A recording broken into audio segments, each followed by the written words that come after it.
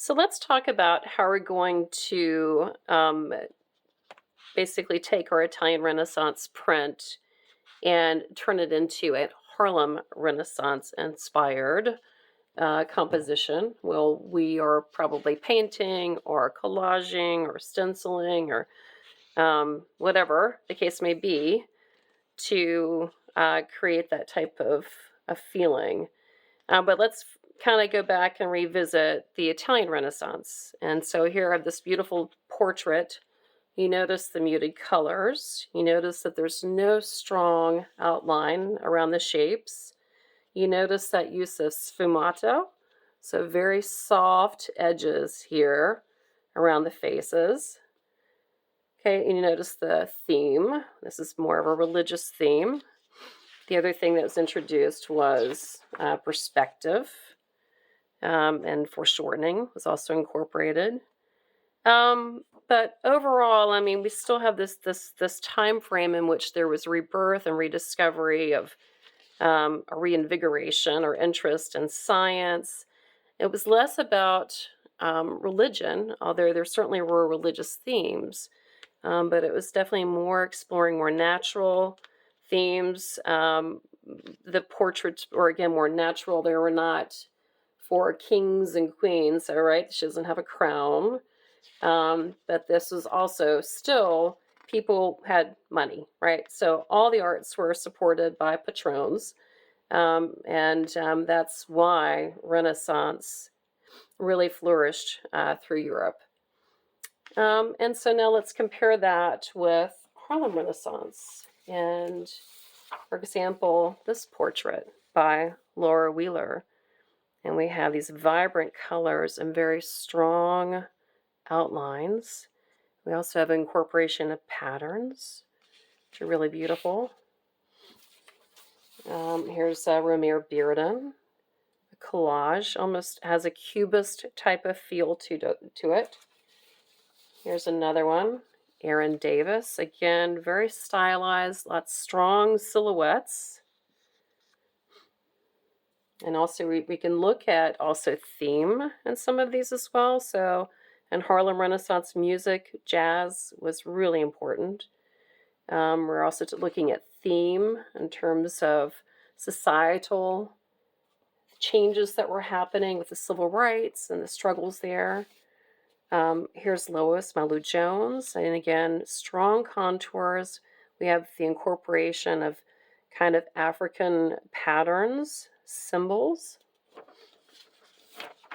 And again, another Romare Bearden collage. So our themes, we have self-determination, strong social consciousness, political activism. Stereotypes were also explored. With Harlem Renaissance, we have vibrant colors. Art could be muted depending upon the context. Cubist influence, we just saw that. African-inspired motif and symbols. Stylized forms and silhouettes. And you guys have some of these images, but you can certainly Google them. There are actually quite a number of Harlem Renaissance artists that you do not know about, as well as Italian. But you have some images to start with, and if you want to, you can also Google. All right, so I'm going to put this aside. And let's talk about, this is Janaya, and I appreciate Janaya letting me use her print as the example. And so with Janaya, now again, I wish I had the flip. So imagine that the flip will be, your Harlem Renaissance, and one will be your classic Italian. So we're going to call this our Italian, okay, her classic Italian. But I'm going to now Harlem Renaissance this, okay, so now I'm going to change it up. So what I was exploring with Janaya's print, I was sort of looking at, because I'm going to collage. I love collage. I do a lot of collage art at home. So I was looking through things in school, and like these beautiful patterns. We have all these gorgeous papers. If you don't know that, just ask. I was looking through magazines, and just things that kind of grabbed me, I just sort of ripped them out. I know that's a little terrifying, but I kind of have an idea about that. Just hold on tight. Again, I was more looking at like colors and textures and how to incorporate them. I'm more than likely not going to be using these, but I was like looking at the background, right? So maybe what I would end up doing is I would have a very strong silhouette, and then the background becomes patterned. These are ways I'm kind of exploring how to change this Italian, okay, classic Italian into Harlem. And then I came across a really kind of like the spider's web. So my thinking is, and of course I haven't done this, but this is just my thought process, is potentially have this spider web in behind, right? So then her silhouette would be in front. The spider would be covered up because I really don't like this spider. And of course I need to cut it down. And I really love this moth over here. So there's a space over here that potentially I could put it, and you can notice, I've got my 2-inch border all the way around. So I can actually have my moth kind of going off the edge of the paper there, which would be really interesting to kind of pull your eye through. And there's also, I love the butterflies too. It's really tempting because I was looking at Janaya's background, right? And these butterflies, I think, would also really be beautiful. And maybe even incorporating these patterns or something in there too. It kind of reminded me of Janaya. So these are ideas. Getting back to patterns, I'd started cutting things out to think about maybe creating these patterns in the background.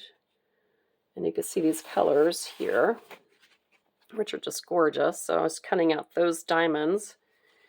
And then the other idea, I thought, well, maybe your sweatshirt becomes patterned somehow too. So that's a possibility. And of course, I love the headband.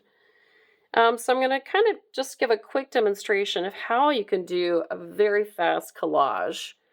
And it's super easy.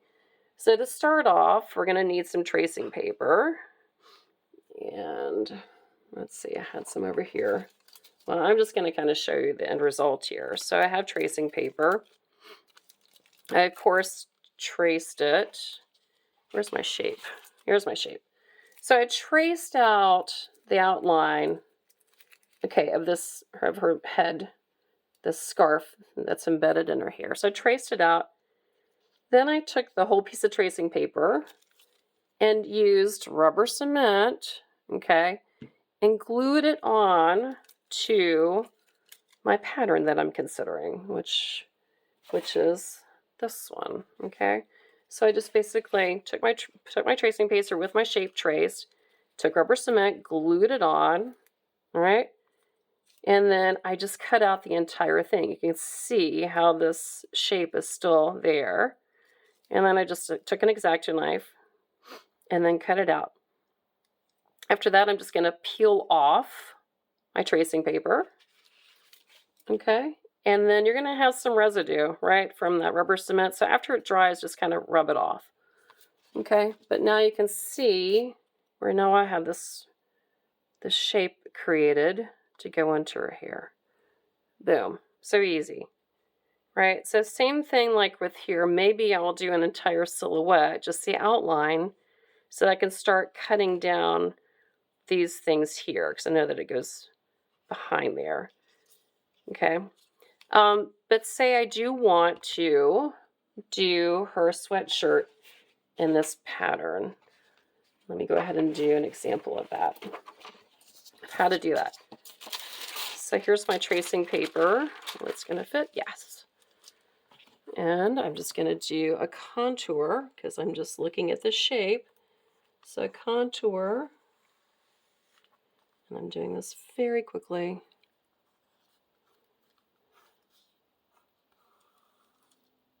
That goes down like that. And then that's the bottom edge. So I'll just find the edge on this paper. So there's my contour. Next, I would take rubber cement and smear it on the top of her. Not a whole lot, because then you're going to have glumps, and it's going to take forever to dry. So I'm going to smear on the top. Then I'll take this and stick it on there, like so. Okay, and now it's stuck on there, right? And then I'm going to take my scissors and cut this out. All right. And then I can take this shape, once I've cut it out, and then glue it directly on top of that. So imagine, right, this is cut out, boom, that's going to go there. And then maybe I'll end up taking a marker or something in it to kind of create some of those folds or whatever in there. So you can see how this is going to quickly have kind of that Harlem Renaissance feel, right? Bright colors, patterns. I think it'll be super cool. Although I'm thinking I may end up doing this though. So this in the background, and then her sweatshirt like this. Or I don't know. But you guys get the idea of how you kind of work through things, and it can move really quickly. You just have to kind of find inspiration. So magazines are great. Books are great. If you're looking through pages, like, isn't that beautiful? Even blank pages are kind of fun too, when you have like the textures of the text.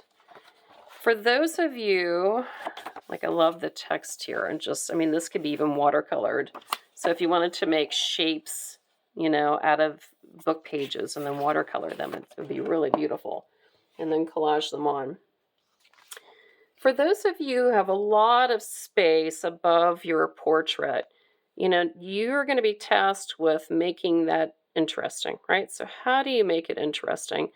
I think you definitely need to kind of, I would suggest breaking it up in geometric shapes, probably leaving your portrait alone. I wouldn't go too much into detail because we want that contrast, right? We want a stronger outline, and then bold patterns or something in the back, okay, so that you become a little bit more noticeable, okay, or more you still have the emphasis on the portrait part, right?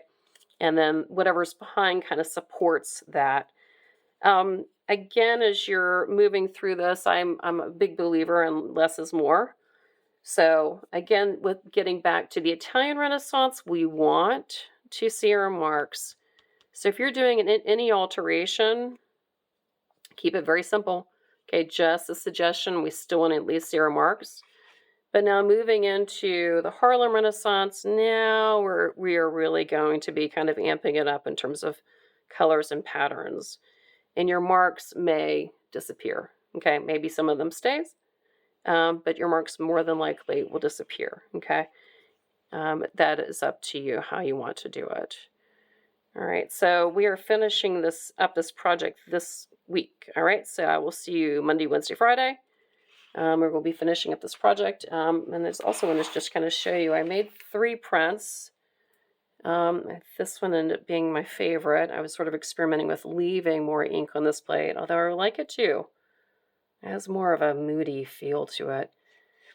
And then this was a ghost print. So I did not ink the plate.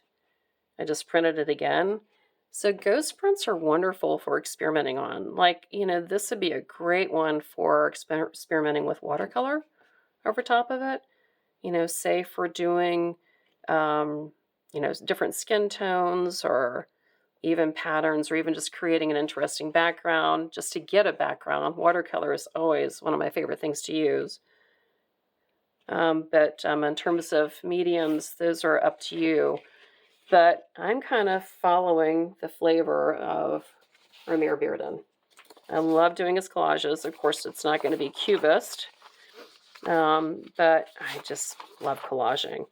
And collaging can be a little time consuming, but, you know, if you make good choices and where you're collaging, it doesn't have to be that complicated, right? You can just see how quickly this can move along. Once you decide what you're using, it'll move really quickly.